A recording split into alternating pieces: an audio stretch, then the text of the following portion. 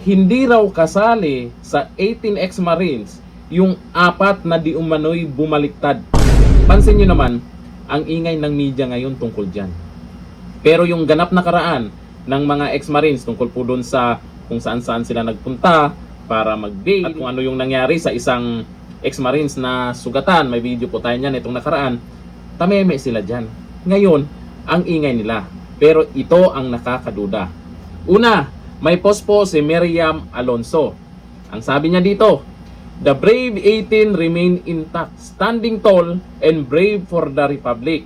Walang bumabaliktad. Ang 4 na sinasabing tumanggap umano ng tig 25 million petot-etotet ay mga bagong miyembro."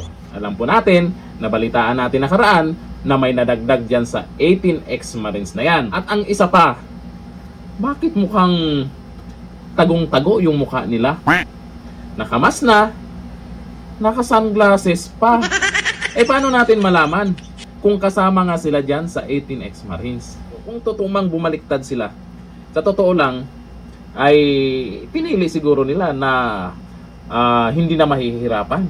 Kasi alam po natin, itong nakaraan, itong mga ex-Marines doon sa kung saan-saang lugar sila na nagpunta para mag-bail, tapos sabay takbo sila pabilisan sa mga kanya-kanyang probinsya para lang kumuha ng mga requirements, yung sinasabing barangay certificate ba yon o clearance, na doon sila nahihirapan.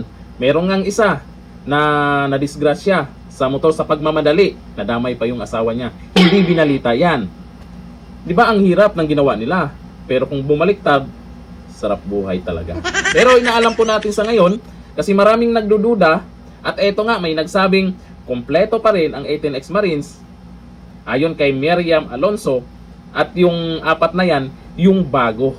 At alam po natin na may bago ngang nadagdag sila na itong nakaraan. Ano kayong masasabi nyo dito? Kung totoo man ito, ano kaya ang naging dahilan nila kaya bumaliktad sila? Comment tayo dyan. Hanggang dito lang. Thank you. Bye-bye.